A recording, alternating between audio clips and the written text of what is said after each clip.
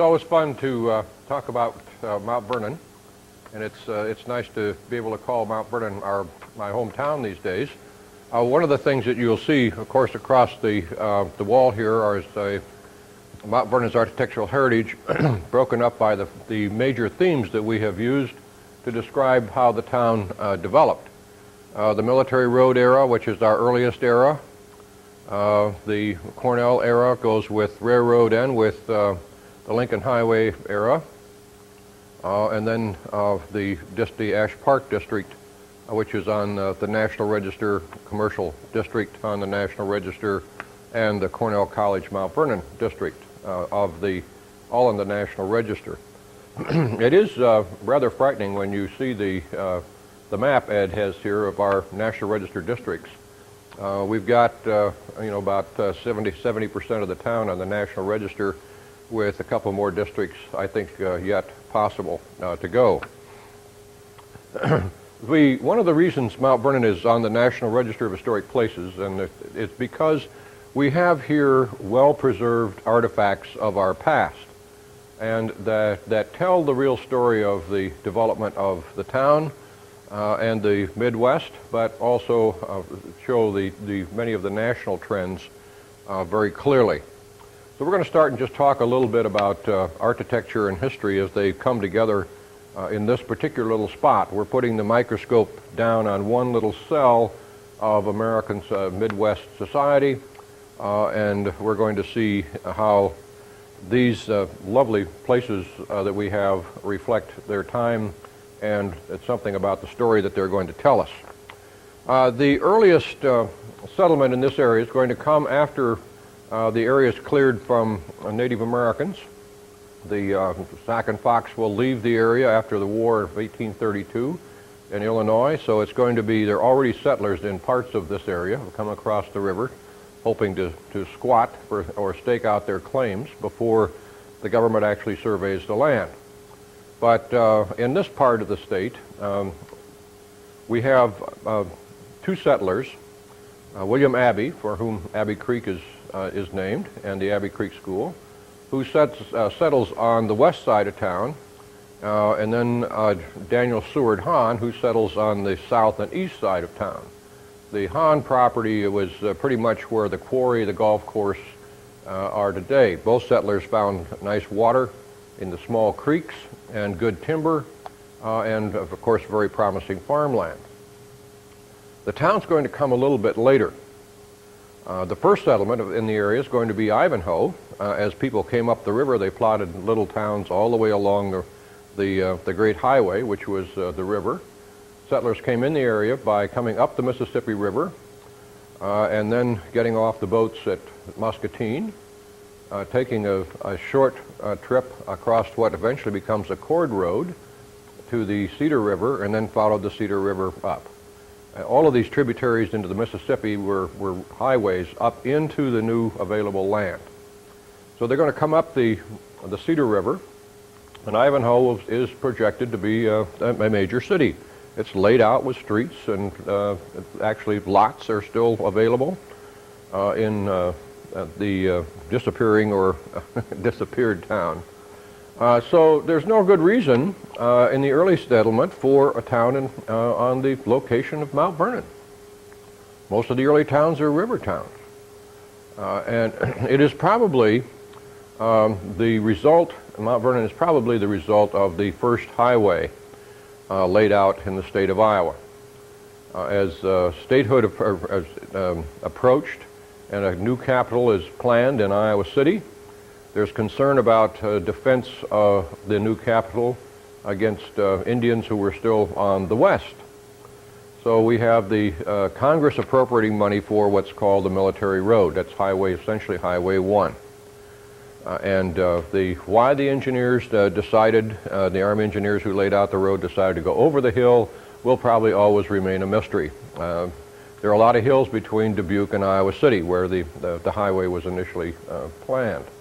But the troops could get off the boats coming down from Fort Snelling, could get off the boats at Dubuque, and then come overland to Iowa City, which was a much faster route than going through a whole series of rapids that where you have to get off the boat, portage, get back on another boat, and all the way down the great bend of the river. So the quickest way to get from Minneapolis to Minneapolis, St. Paul to Iowa City was clearly the river to Dubuque and then overland. So this is a national defense project. We can talk about how much money's gone into defense projects. Well, Mount Vernon's probably the result of an early effort at internal security, so to speak. The road went over the hill, and as other wagons began to move back and forth, the major traffic in Iowa at the time was north-south. The proposed boundaries of the state, or the imagined boundaries of the state, weren't very far to the west of Iowa City. Iowa City was projected to be in the middle of the new state as the state capital. So you can see the vision was clearly not what became the land between the rivers. But so the major traffic in the state is north-south. It's going to be from Dubuque, which is the largest city, to Iowa City, and then the river towns. Well, there's a lot of hills between Iowa City and Dubuque, but on this little spot we have a couple merchants who start building little way stations for stagecoaches or wagon travelers making the journey to Iowa City. And the earliest permanent buildings that we have come to us from probably the late 1840s, but mostly the 1850s. And on the domestic, we're going to look at the domestic structures, then we're going to come back and look rather quickly at the commercial structures, and then we're going to talk a little bit about some how houses change, the organic character of architecture as a historical artifact. So here's one of our most prominent homes, right on the military road, of course. This is the Morrissey residence, originally Bauman, one of the early founders and merchants of the town, builds this lovely house right on Highway 1 or the military road, going to be very conspicuous. There's not going to be an awful lot of vegetation around it, and it's made out of local brick, that is brick made from local clay, sand, and water. We now have a pretty good fix on where this clay pit may have been north of the Cedar River and south of Lisbon. And that's the result of some archaeology done because of the bypass. We've discovered this great, wonderful clay pit. So here you have a simple rectangular box we have 5 over 5 openings over 5 openings. Very simple design. It's what the settlers who came into the area from Ohio, Indiana, and Pennsylvania had left. They knew how to build these homes. They knew how the rooms would be arranged. They knew their dimensions, and they brought the skills of brick making and bricklaying. This is a rather large structure for as early as it is, but it's been well preserved. The window hoods over the window are vertical brick, which is a nice little touch, but otherwise very straightforward. And we call this style in this period a Gothic revival.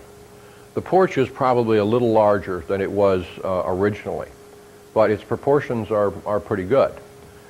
Most of those porches are much closer to the house, and you'll see little glass transoms on the sides of the window, and sometimes across the door as well as down the sides.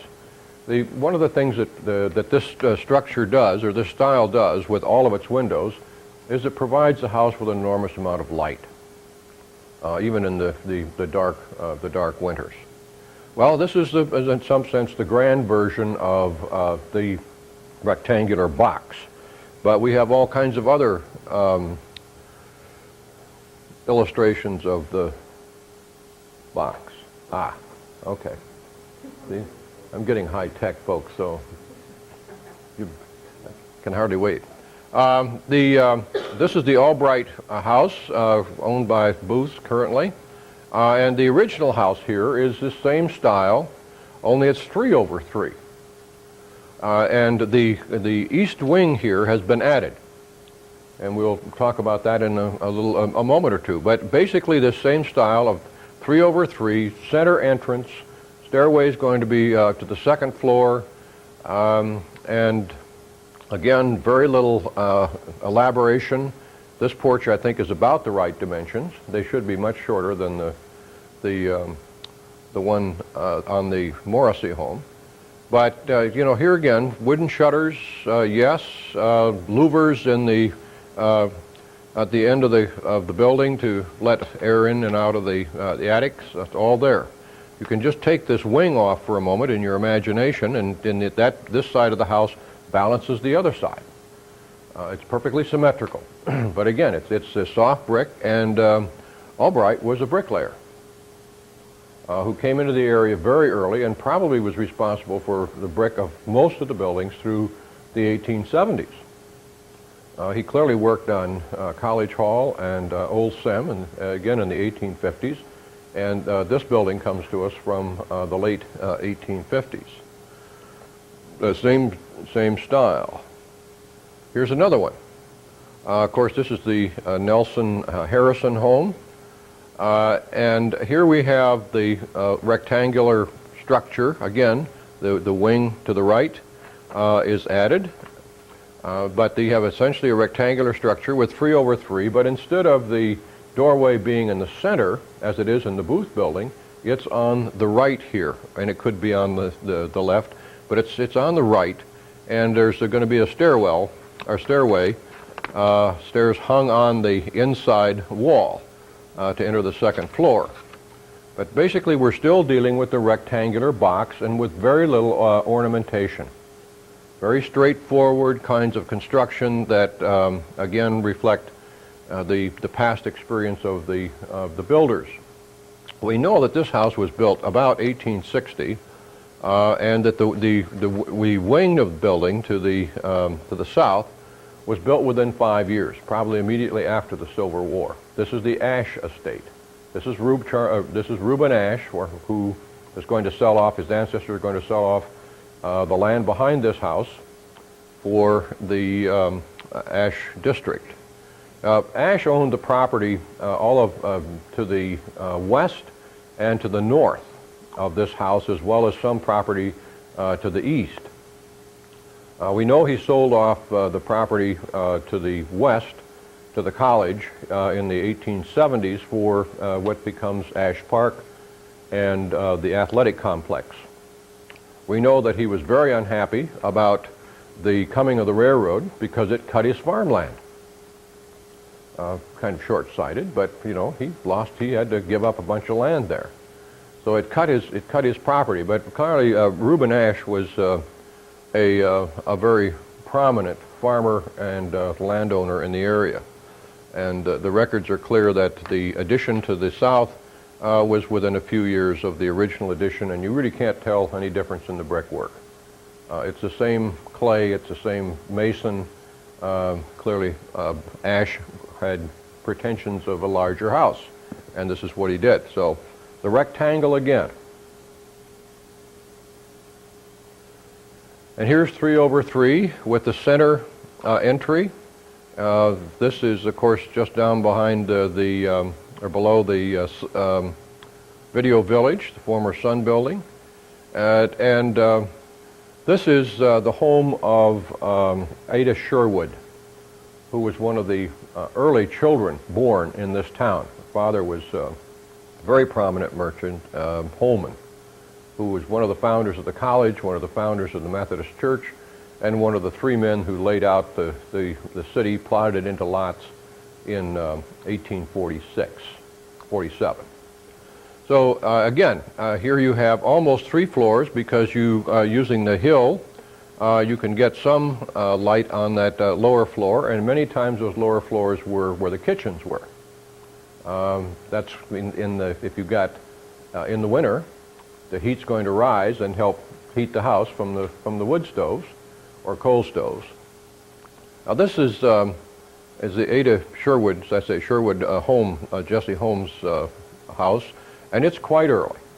As far as my research is concerned, at this point, I think this is the oldest structure we have in town. There's the Ada had wrote a lot of memoirs, and it's clear this house is of the early 1850s. Again, the rectangular box. Now here's one I'm playing with. This is kind of breaking you in on some research. Here's a very simple wooden structure on the corner of 2nd Avenue and 4th Street South.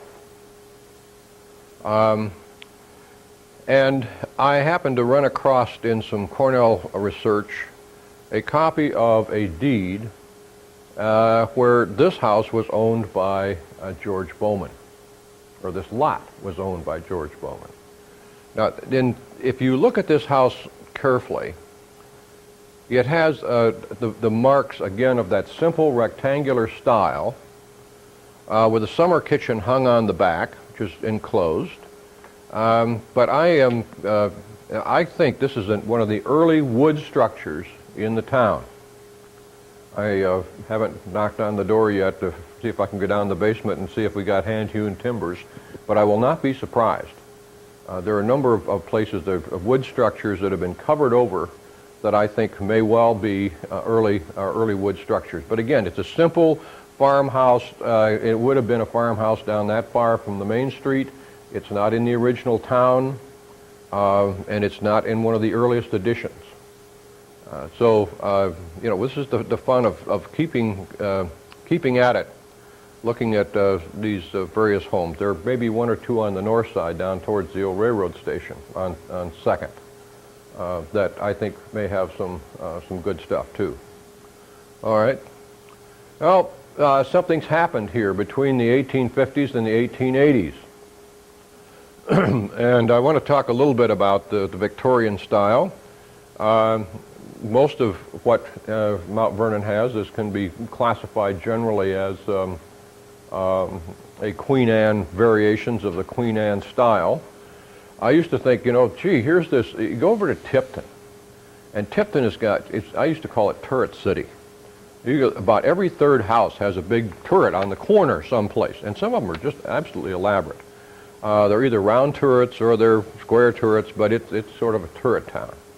And I kept thinking, gee, Mount Vernon doesn't have very many. But we have more than I thought. The longer I live here and the more I drive, I keep saying to myself, ooh, look at there. There's one. I found two in just this last time running through trying to take some pictures to go with this PowerPoint presentation. But here we have the beginning of the decorative styles, where houses are no longer laid out in rectangles. You have asymmetrical house plans. You have various textures used in the decoration of the outside. Here you've got a shingle, fish scale shingle at the top, protruding gable. This is a very strange shaped or very asymmetrical roof line, a little tucked in porch. This is the Connell House, and it comes to us from about 1890. Cornell faculty member was responsible for building it. But we begin to see a lot of elaboration starting here in the Victorian period. We'll just take a couple look. Here's the current Booth House. Talk about a turret. The whole front of this house, as you see, it's enclosed right into the roof. The first floor large living room, of course, is a part of that turret, and you see it on the second floor. And here you have another element of Victorian architecture. There are two doors here. There's a door around the corner. If you come up to the steps to get into the house, you have to go around this beautiful turret and into a door on the left, or you can go to the right and go to a door back on this side of the porch. And this is related to a lifestyle. If you're company, you go to the left, and you're going to come into a lovely receiving area with the staircase and then the big room. If you come in the door to the right, that's the family door. You sort of go back into the family area of the house. And there's a lot of that goes on, even in the another style we'll talk about for American Four Square. There's a sense in which you have public and private space in the house, and you have public and private entrance. Now, that's a long ways in terms of thinking about lifestyle than the simple rectangle box with 4 quadrants. Stuff as many kids as you need to into those bedrooms, and don't worry about it. It's shelter. Now, there's something else going on here. People are thinking about a lifestyle and letting the architecture reflect or their lifestyle, or they're letting it shape their lifestyle. It works both ways. Very large home. Again, the shingling above the on the second floor of the house with the standard or with the siding on the lower portion of the house. This is a very large house, and of course, delighted that it's so well kept. Here's another Victorian. This is another whole style. This is, I would suggest, this is a sort of modest, typical Mount Vernon Victorian. We have some very high Victorian stuff we'll see later, but this is pretty straightforward in the sense that it's asymmetrical.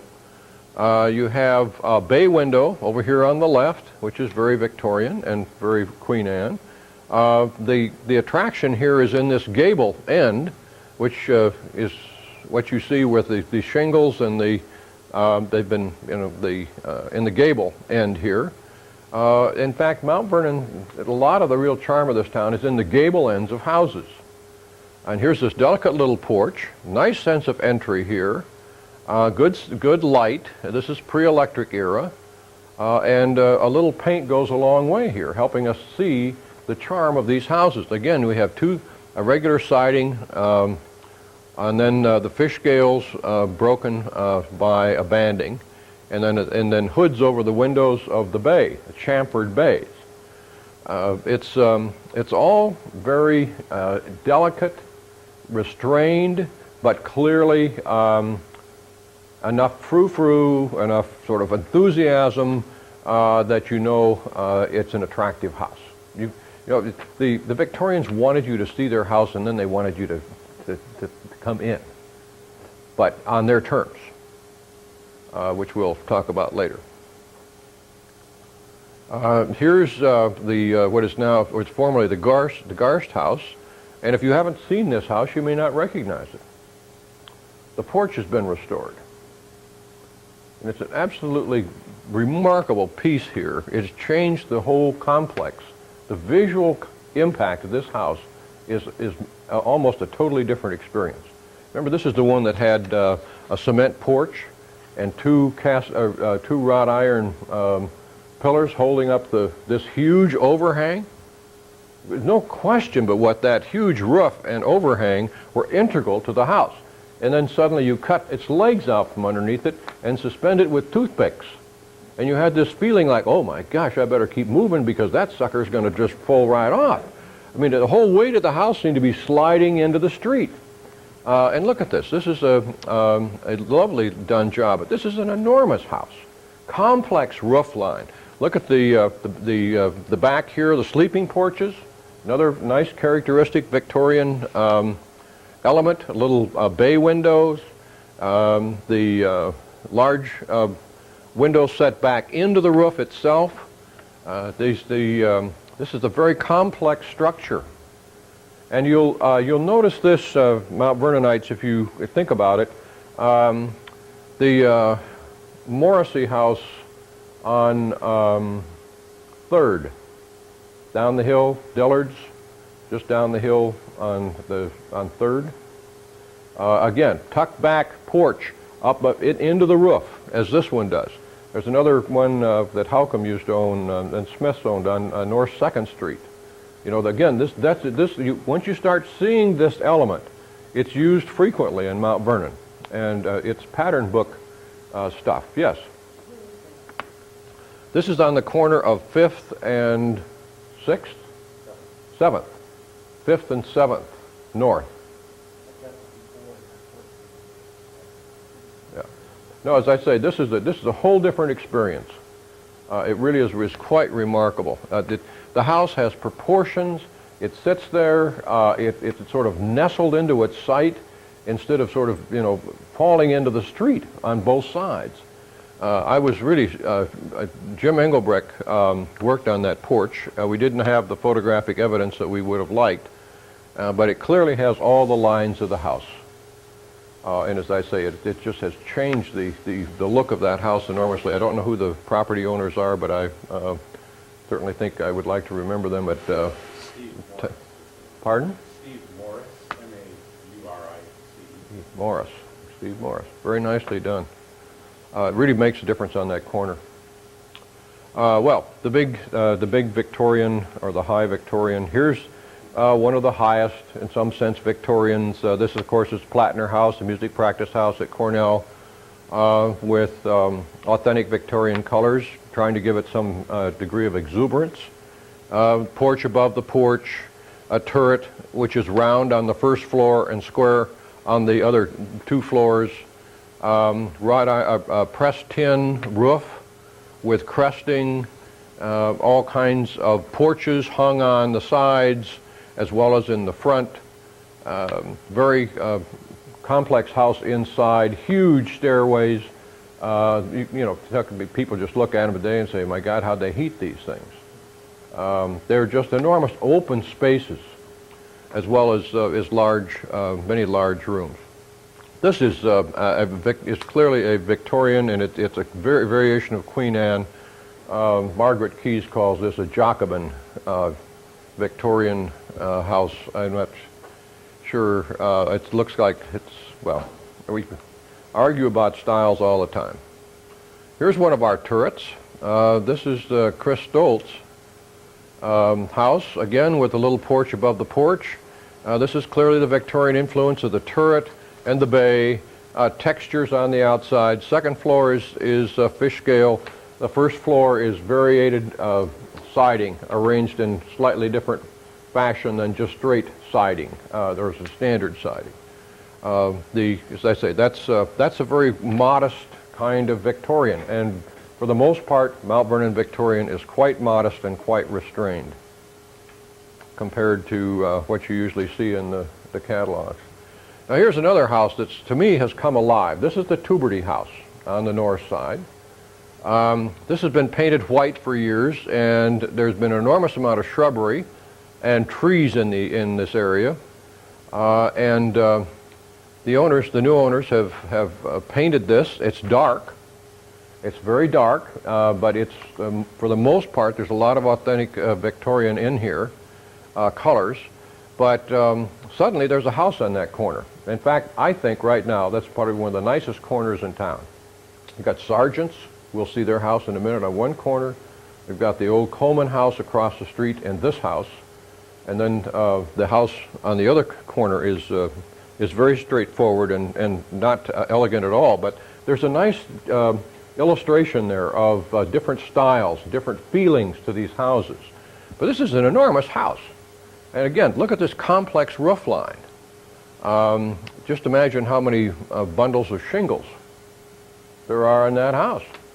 When you've got not only the overhang over these little windows, but then the roof comes down below it again, below the windows again, on the sides, and of course the back. And the accentuation of the porch is really quite remarkable when you see it in the, without all of the foliage. Okay, big house. Again, here's the turret. Only this time it's rectangular, and you have barge boards. We've talked about those in other lectures, but they're shadow boards that are going to throw the shadow of the sun onto the house as a decorative element. Here you've got a kind of Gothic window at the top, the vertical lines of the bay window. Lots of woodwork on the outside of the windows, more on the outside than on the inside in many cases. And then the gables, two gables with a tower tucked in the middle, and then this delicate porches, not the sort of East Lake huge porch lines. But this is, of course, the admissions house or Wade House, again from the 1890s. We're talking about a period here of the 80s and 90s when Mount Vernon, despite the agricultural depression in 1892 to 1895, Mount Vernon does a lot of building in 89, and they do a lot before the turn of the century. Here we look at another twist now. We leave sort of the high Victorians, and this is what one could categorize as American Foursquare. That is, these are just basically square houses, not rectangular. They're basically square, and you've got openings above each other, big rooms inside. Everything is balanced again. We've lost the complex roof lines, the asymmetrical footprints. That's a pretty straightforward house. This one probably had, again, balustrades on the porch originally, but just basic house. Now, American Foursquare in Mount Vernon often does have some decorative elements on it, but sometimes they don't. But here's one that's virtually without decoration. This comes to us from around 1900, between 1900 and 1910. Here's another Foursquare. This is Paul Scott's house, again on North 5th Avenue. But lovely, basic, just basically a nice house. It's balanced. It has a lovely little welcoming and sitting porch. The attic gable or dormer. Double windows here instead of the single ones, which we saw virtually across the street from this house. But this is again of this sort of basic American Foursquare with very little decoration. There is a little decoration on the columns holding on the porch there, but otherwise very straightforward. Again, sort of turn of the century. We're losing the high elements, decorative elements of the Victorian, at least in Mount Vernon. It's also the era between 1900 and 1914 or 1920 of the bungalow becomes exceedingly popular. And this house could well have come out of a pattern book. It is, I've seen it over and over again. It's just what happens to be in Mount Vernon. Bungalow style, again, this long sweeping roof lines, the little brackets, again, this tucked in porch, bay window, dormers, at least on one side, if not another, out of wood here, but this is shingle. This is the Sutherland house. A lot of shingling on, but bungalows come in everything. This one is the shingled buffalo. The shingled buffalo. Where'd that come from? The shingled bungalow, and it sort of squats. It's a story and a half structure, very popular, and we have a number of them in Mount Vernon from about the same period. Here's the one, the Smith House on Main Street, corner of 5th. Thank you. The corner of 5th and Main. And it's, again, this time it's out of stucco. Okay. Again, the porch is integral to the house, very integral to the house. You have a dormer, usually a dormer, and sometimes two on these bungalows. But this is stucco. And in Iowa, there was initially a lot of enthusiasm for stucco because, hey, what better way to keep out the winter winds than cement? You can have a house that's just coated with cement. And in the summer, oh my, that's going to reject the heat. And it's cement, it's a kind of cement put on a wire mesh. Then the whole house exterior is wrapped in wire mesh, and then you just put this stucco on. But Iowa tends to have a lot of freezing and thawing. And once this stuff starts to crack, you better get at it because it'll move a lot of it in a hurry. But the Smiths have done a nice job with this one. This is the old West place. Nice little brick foundation on this one. But that's a good example of the stucco bungalow. And let's see if we can't do another. We got, whoops, okay, let's let it put that one in there. Well, here's 1914.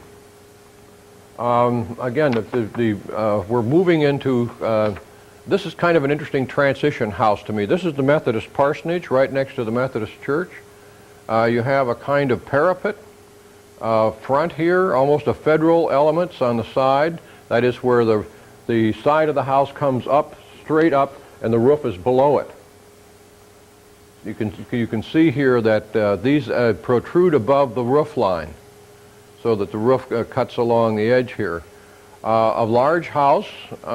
Ministers were expected to have large families, I guess. but everybody else did, so it was okay. But here you have the sun porches that have been closed in, at least with windows. But those are sleeping and sun porch on the once on the east side. A lot of panes, small pane glass here, and a kind of protruding front here with little alcoves for pots or lights or whatever. But this is the brick structure, all brick structure, and it's in the brown brick. This color is not too far off of the actual color of the building. It's a little lighter than this, but a very large brick structure, and it's 1914, 1916, just before we stopped all kinds of building because of the of World War I. Yes. The shutter on the west window just missing? Yes. It was originally there, and it's gone. This one over here. Yeah. That's in fact. Those particular shutters, I think, are not original. I just can't believe that they are, because the proportions are not right. They're just not right. They're going to do some major tuck pointing job on this house this summer. This whole element is pulling away from the wall very seriously. It's just coming right off. You know, again, if you don't take care of brick, you get water behind it, watch out. You know, it's great stuff, but you just have to take care of it. Okay, let's see if we can, right. Now, this is as close as Mount Vernon comes to the style called Prairie School. This is the style of Sullivan and Wright, the early Sullivan and Wright particularly. But this is stucco. This is the Dendurant house over next to Allen Duval on the Springville Road. But you know, there you have these little windows, a large, tucked up underneath a large overhang, which is the Prairie, sort of one of the marks of Prairie School. A lot of windows on second floor under the overhang. Then you have a lot of these almost ribbon windows. See the sets of 3 here? They're all quite small. There's the pane here. Panes of these are quite elegant. They're simple, but they give that opening a different flavor than you've seen in the Victorian. It's just, you know, it's a little more interesting than just massive amounts of wood. Now, where's the front door? That's another Prairie School kind of element. Wright said, if you don't know where the door is, you shouldn't be here. You know, I mean, you've got no business in this house if you can't find the door. If you know, you tell friends where to come, and if you don't know where your own doorway is, you're in trouble. So, you know, this is not the elegant Victorian porch or even the delicate Victorian porch. This sense of entry, this is find it if you can. Now, the door is really actually here, but if it weren't for the screen on it, it would be a little hard to find. But there's also, what about here?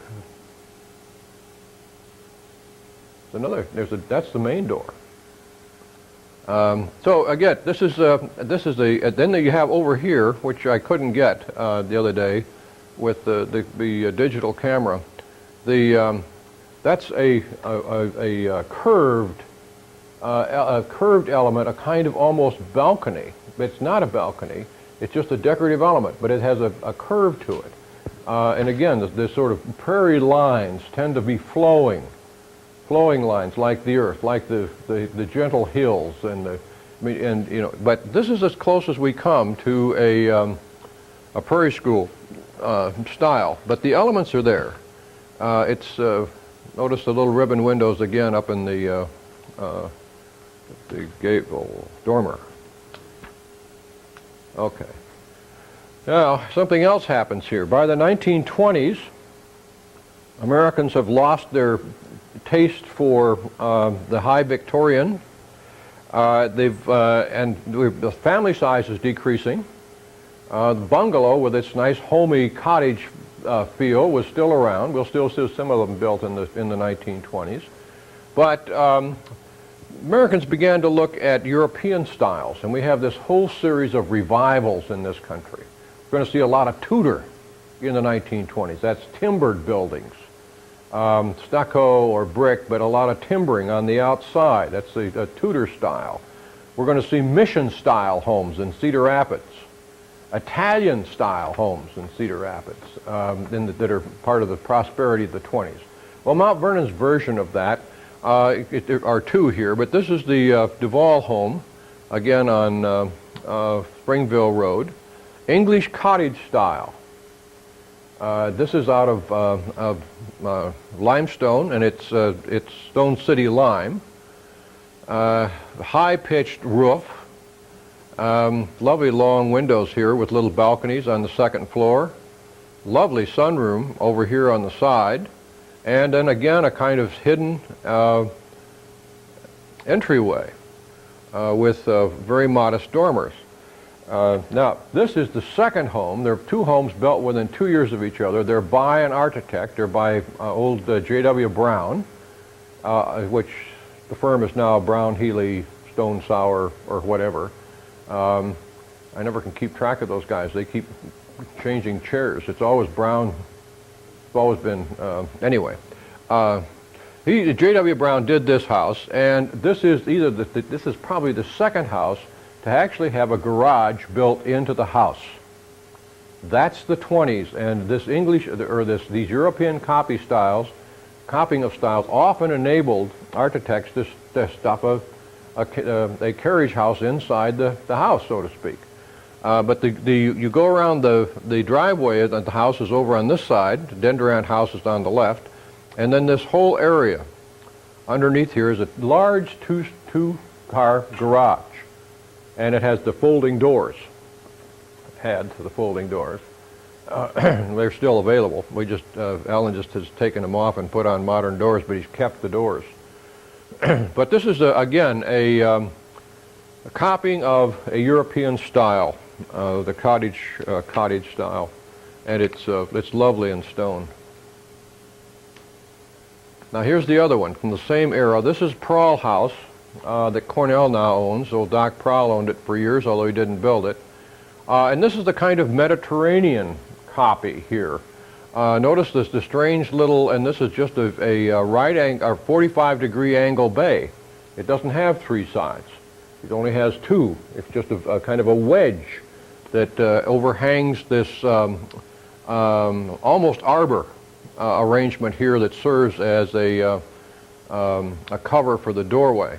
Lots of small windows, and most of these windows are not sash windows up and down. They're a French or bifold windows. Again, a very European. A large area on the roof, but this is a tile roof, and that's what this house, where this house gets a lot of its character, is this very heavy red tiled roof, and then you have a dark red, and it's the only place in town I've seen it, a very dark red textured brick. It's very unusual in Mount Vernon. And then this, of course, was originally sun porch. This is all an enclosed in some sense porch. And here, this long sweep here is the roof for the garage on an angle, and then it's stuccoed in this almost an A-frame here. There's all kinds of stucco and timbering in it. But I think this, by date, this beats the Duval one, and that garage is original. So here in the 20s, we start bringing the horse into the house and accommodating that. And of course, this one I think is very interesting in its siding, in that it sits next to this Victorian over here with a nice big turret, delicate porches, the whole works. This house has a kind of, to me, a kind of sturdy character. It's almost muscular. And especially when you see it next to the house next to it, which is sort of delicate, and it's almost a masculine, feminine kind of routine here. Sometime when you're on that corner, just look at that. And of course, across the street is the Brackett House. Okay. So we've got the 20s in Mount Vernon. Then, no. Ed? You showed me how to do this. Yeah, probably so. There it is. Okay.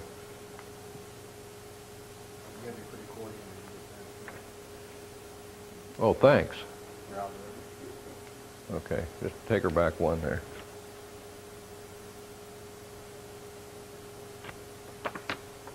Oh. Okay. All right. Thank you. In the 40s, or just, nobody built hardly anything in the 30s, especially in this area. The Depression really hit hard.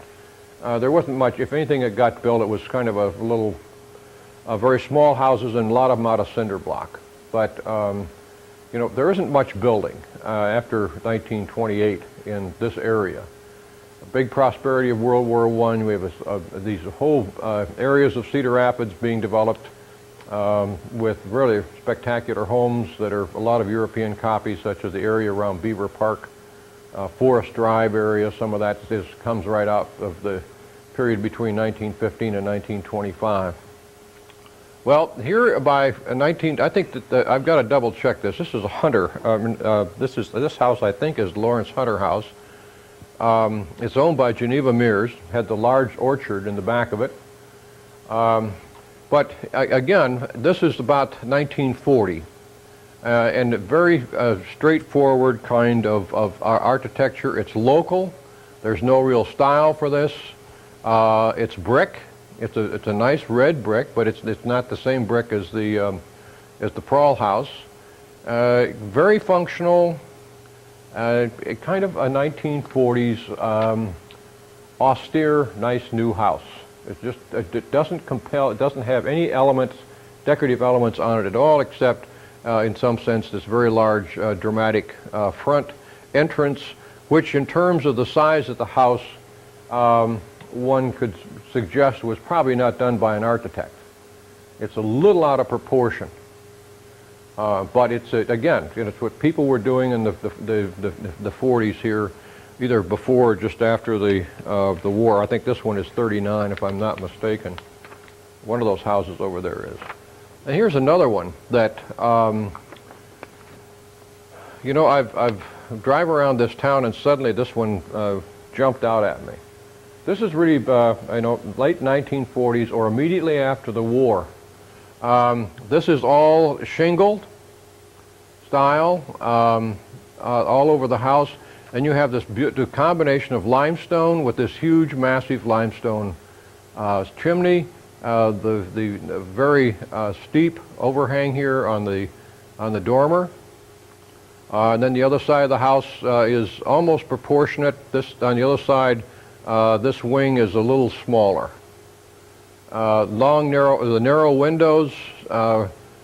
It's the house that were being built either just before or just after World War II, and that's sort of where I'm coming to. But this is again a pattern book house. I don't know how many of these I've seen.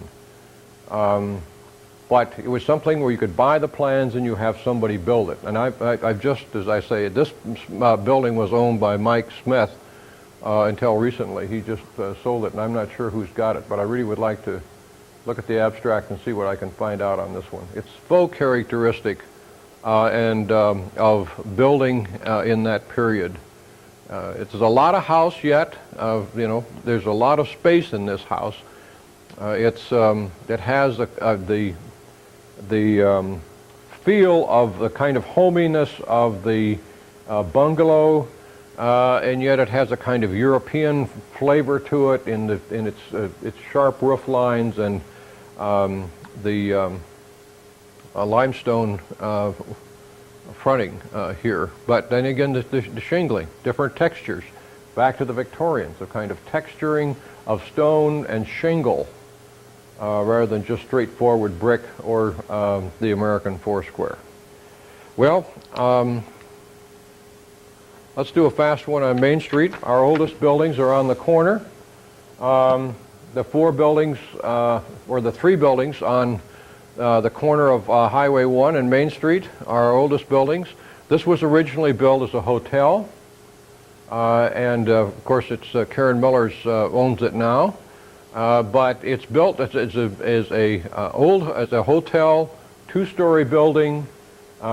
We know who built it, and then again the organic character of architecture. I'm going to suggest to you that all of the elements that you see here are pressed tin, and that they were put there in the 1880s and 90s when people were remodeling and bringing their store buildings up to date. It is not integral to this structure of brick building, but it could easily be put on. And I think the coins on the corner here, that is the limestone pieces on the corner here, were probably put in at the same time. But this is a soft brick building. It's very early. That is, the brick were made right here on the property. It did have right here at one time a bay overhang over the street, which would have been fit nicely into a hotel lobby, which oftentimes were on the second floor of these buildings. But this is one of our oldest ones, even though it doesn't look that way right now. The main hall of this building was a hotel.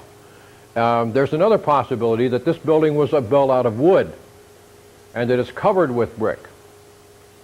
But again, you get into these early periods, and it's hard to, without asking property owner, hey, do you mind if I tear into your wall?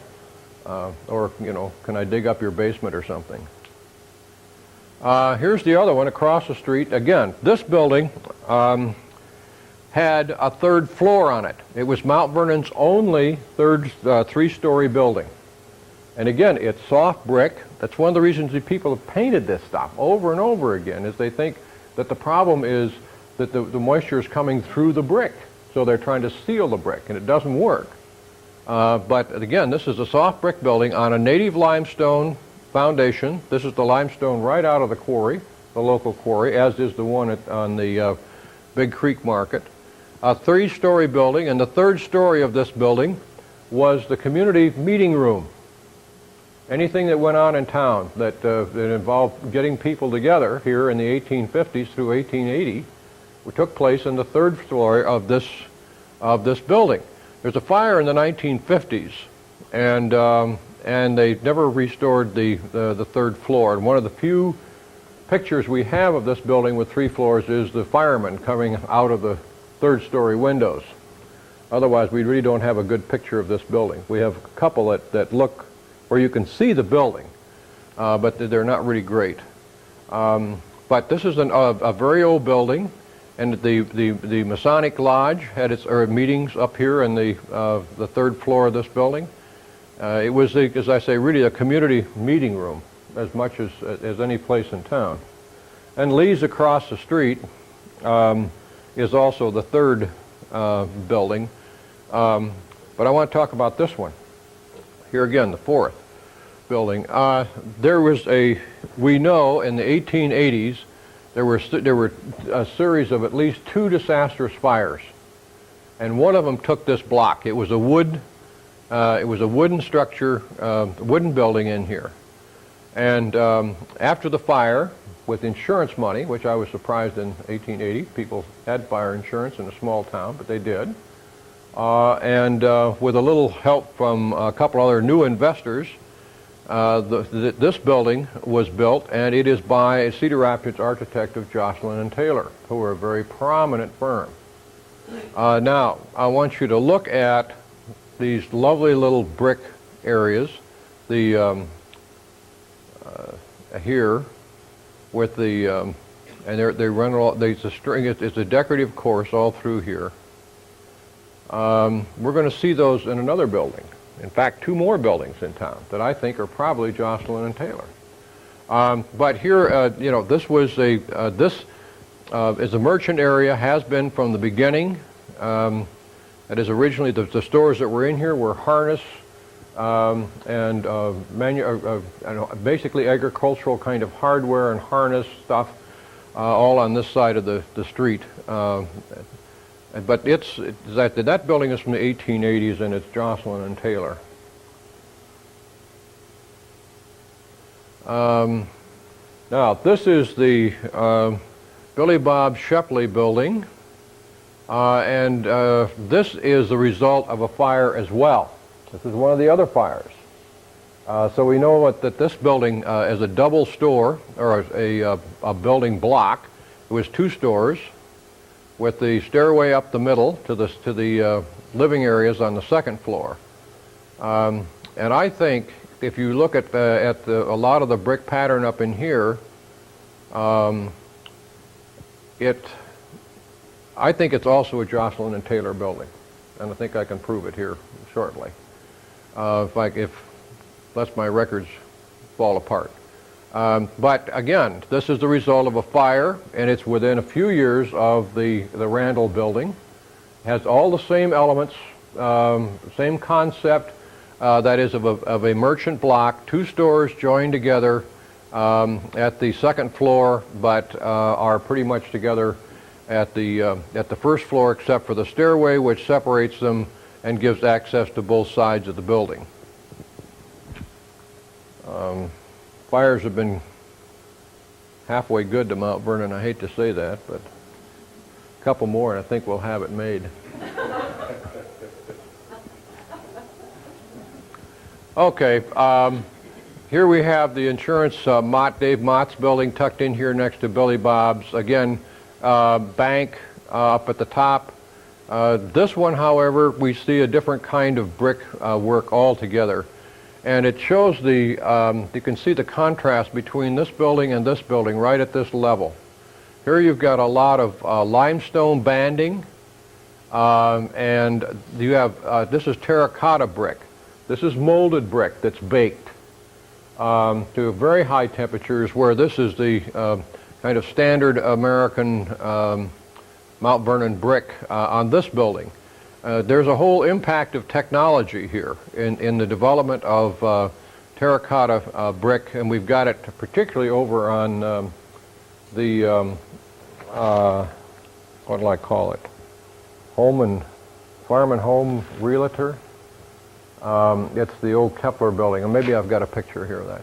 But something's really happened here on civic architecture.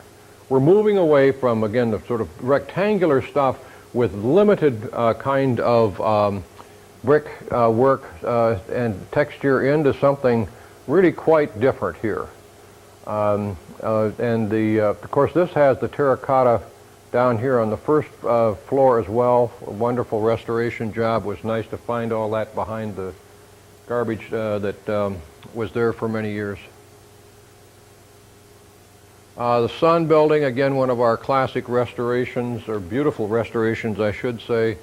Here again, bank. This served as a bank only very briefly. But here you've got a lot of limestone banding, but again, these nice little arches, as we saw in the Randall building, but a heavy use of limestone here to set this building, set it off, give it a sense of color as well as texture. Now, almost all these buildings, when you really see pictures of old Mount Vernon, most people don't look at it. But this town had a very vertical sense to it. Today, every picture, when you see Main Street, you look down on it, and it's very lateral. Now, what's the difference? The difference is right here. There should be at least 1 or 2 stones in a pyramid design on the tops of these buildings.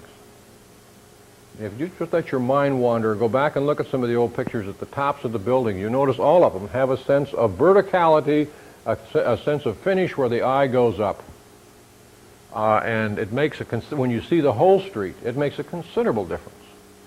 I'm sure I know why they aren't there, because they weren't properly cared for, and some chunks of stone fell off on the street, and some merchant said, "Not on your life, those are coming off." We'll see, if you look at Main Street, you'll see right down the street how many of them are probably missing. But this is a nice building, a nice example of a small town civic building from the 1880s and early 90s. That's 91, I think.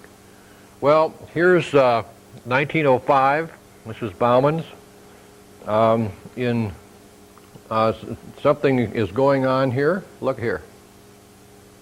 This building looks very familiar in terms of the Randall building. And you know, one of the nice things about architecture when you really see it, and one of the things that gives this town integrity, is the way these patterns talk to each other, the way they move back and forth, the way people pick up one thing in a house and it moves to the other side of town. We've got two identical houses, on one side of town and one on the other. And they're really quite lovely. But you have this kind of referencing, this kind of visual integrity to Main Street that is really quite unusual. You know, you drive through all these little towns in Iowa and very seldom you see one with quite as much integrity. This again is built by the International Order of Oddfellows, again a civic lodge, like the Masons will build buildings, all these fraternal groups, and they use the second floor for their meeting rooms and then rent out the first floor space. This building is, I think, one of our real gems because it's untouched, virtually untouched inside and out. Pressed tin ceilings, all the old merchandising elements are still there, whether it's dressing rooms or mirrors or pull-out suit racks, whatever. It's all there. It's really a wonderful building, including the little owner's area balcony in the back. But this is 1905. Now, I just made some notes out of something just to share with you here before we finish up. In 1900, Mount Vernon population was about 1,600. The population of Cedar Rapids was 25,000. This is 1900. In 1900, the town boasted electricity, telephone connections, and water and sewer. The town, in the census reports, it only has a water tower built in 1899, but it has 8 3/4 miles of water main and 42 hydrants. The two churches, of course, the Presbyterians were built in 95 and 1895, and the Methodists in 1900.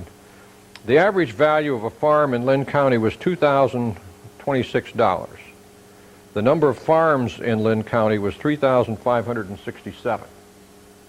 Now, you can start looking at comparisons, but I was trying to do a little piece on Mount Vernon in 1900 only to find that, you know, that the papers between 1889 and 1902 are missing, all of them. So, you know, hey, I thought I had an easy one to do, so I'm digging out census stuff. Well, this is turn of the century, again, classic example of 19th century merchandising, large windows for advertising, and a little bit of banding here, cresting at the top.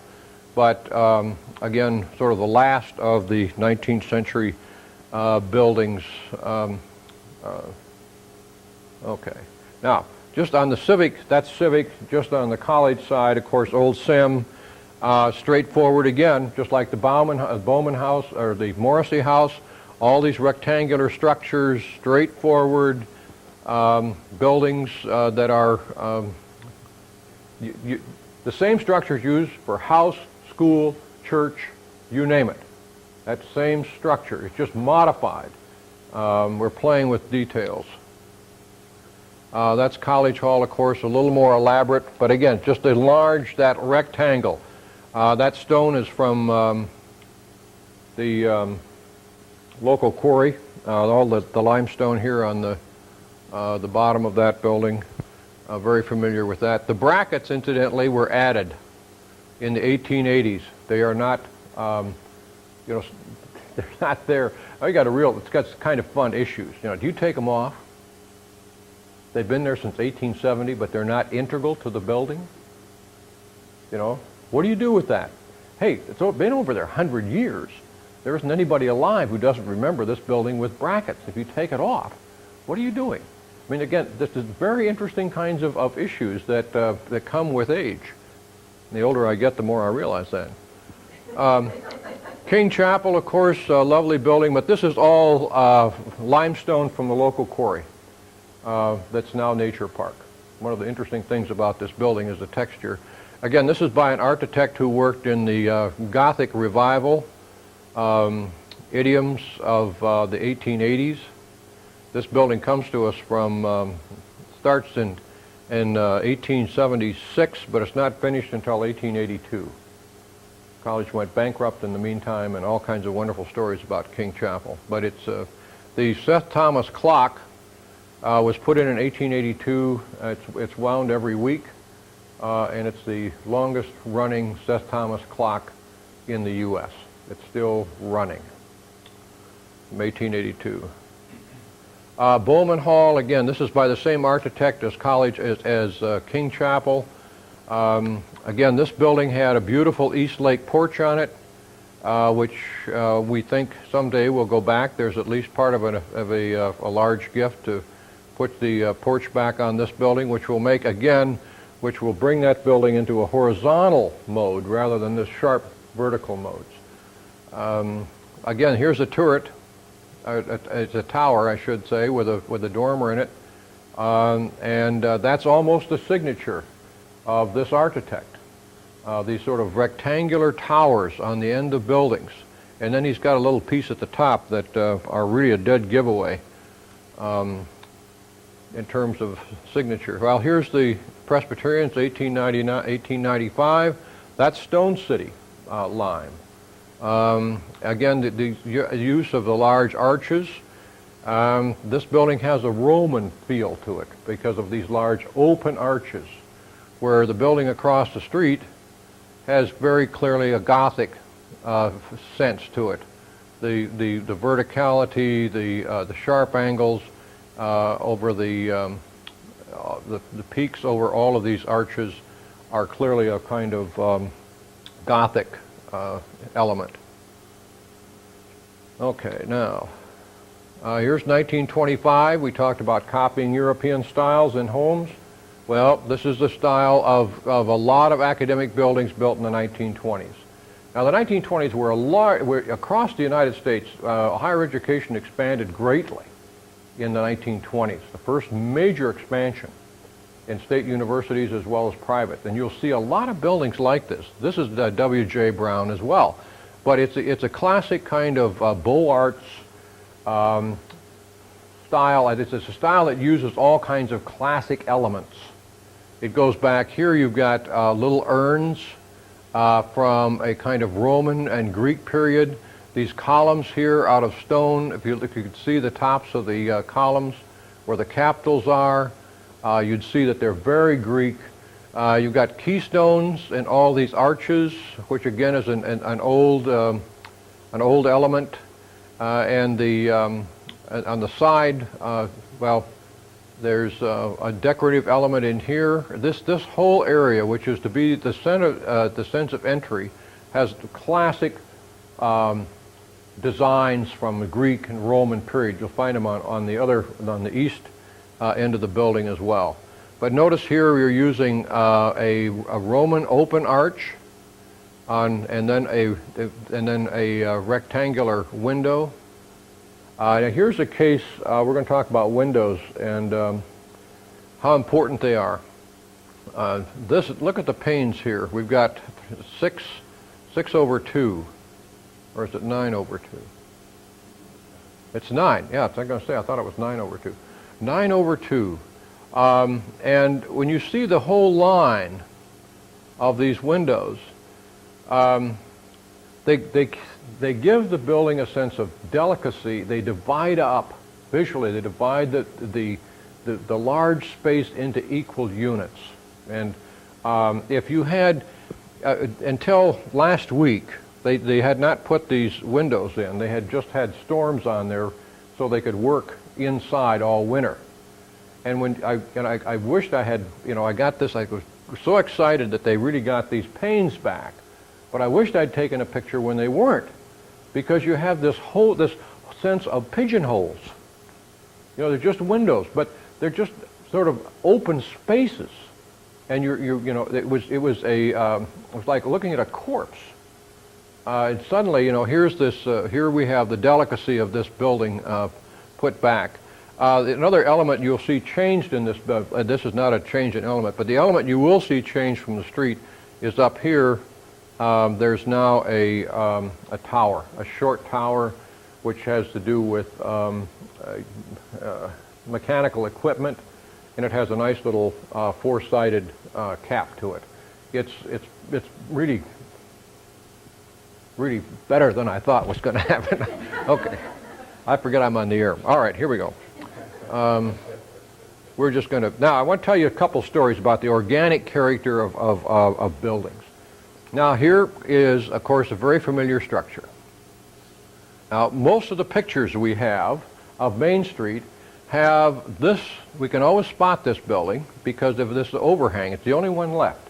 It's actually a little bay that overhangs the street. It's the only one left in Mount Vernon. And then this building had a lovely pressed tin top with a filial on the top of it. Had a nice vertical lift to it. And, you know, first you would say, gee, golly, you know, that was really neat. I wish we had that back. You know, that would really dress up this corner. Well, you know, I got to looking at doing some research on this. This is all facade. I mean, this is all not stone. It's a composition material, I'm sure. But you read the Mount Vernon Centennial book, and here's this picture of the Bauman House. And it gives the location of being on this corner. Now, where's the Bauman House? Thomas asks. And let's see if we can, if this next one will do it. Yep. See here? Here's that artificial facade in the front of the building. Look at here. See, it's brick. It's a heavy brick structure. Clear across here, it's painted white up here. But look at those window hoods. That's, you know, there is the old Bauman House. It's still there. And they've added a whole front to it, which then they added on with the pressed tin. And now we have it in its current state. But behind all this, and there's the dividing line, because the house, to enter the house was, the house is shown back off the street with a short little yard, just a short little yard. That's right here on Main Street. And, you know, this is the kind of fun of looking at our heritage and saying, you know, haven't lost it all. There's still something of a very early building here in town, and it's kind of fun to see what happens to it. Now let's just do another sort of how things change in history. This is the President's house, of course, and the original house by a gentleman from New York by the name of Hamilton, who was a land speculator, came out here and built this house. And the original house was probably take everything on this side off, and you have this lovely little house, and you take the turret off of this, take the top, and just leave a parapet up here. And then this element, which is now incorporated in the house, was a porch. So what you got is basically a rectangular house with long, narrow windows, a few brackets, maybe. I got questions about that. Now, along comes William Fletcher King, who buys this property. And we know in the 1880s he made a major addition to the house. And I'm convinced that the same architect who did King Chapel did the addition of this house. Now it's major addition, 1890s. What's the style of the 90s? High Victorian, turrets, the whole works. Here you go. Everything from here on over essentially is the Victorian addition, as is the top on the parapet. There's the signature. See that little sucker? And see those tiny little windows up here? This one particularly. It's used on Rood House, on a small turret on Rood House, and it's used on Bowman Hall as well. And we know that Cass Chapman, the architect, did both buildings, as well as Bowman Hall, as well as the King Chapel and the Dillard House. Were all done by the same architect. They all have these marks. And this area would have been a small summer kitchen originally, which is now, of course, a dining room. They pushed it way back. But again, this element runs clear across the house. It comes up on the other side. This is the passageway between this house and this house. And that's a skylight. They've actually joined the two houses. And this wasn't done until the 60s. that this was actually tied together. To get from here, from the tower over to here, you had to go down the second floor, across, and back up. And finally, in the late the early 60s, they tied this together. Well, just one more picture, because this is quite an organic house.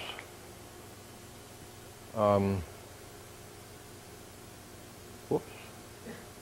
Where'd you go?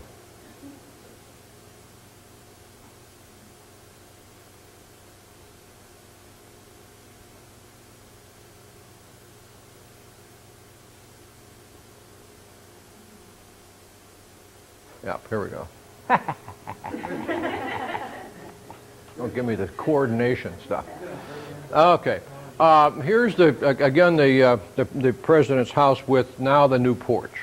This was originally an open porch, which was closed in the 60s. I think the little balcony, I think, was added with the great addition of William Fletcher King. But this has been done less than 2 years. It's huge veranda porch style here. An effort was made to tie this porch to the house without trying to replicate a historic porch, but to deal with historic elements. And I think I think this is fairly successful. It's a big house. It's a big porch. But it's very delicate, and it does have a sense of entry at one end, and then it's open here. It's when you see it from below, looking up, the lines, the vertical lines here are very clear. The vertical windows and these the lovely posts. It has a clear kind of verticality about it, but it's delicate enough it doesn't fall off the house. Proportions, I think, are not bad. I would have had it a little narrower up here, but hey, I'm not an architect. Well, but again, this house is growing. There's no need, I guess my point here in terms of styles and other elements here, there's no need to, in some sense, say, okay, let's go back to the original house. That doesn't do anything, and it doesn't tell us the story. I mean, here's a story of a very simple house by a land speculator who falls into the hands of a college president who is a very successful investor himself, as well as a successful president, who in his age adds his lifestyle to it, and here in another generation comes along and says, no, we want to appreciate some of the elements of the elegance that are found in this part of the house can be moved to the front part of the house. The austerity of that early style, that early small home, has been in some sense lost. But on the other hand, it's as long as we have these beautiful little windows and this area, we have the elements that characterized that generation as well.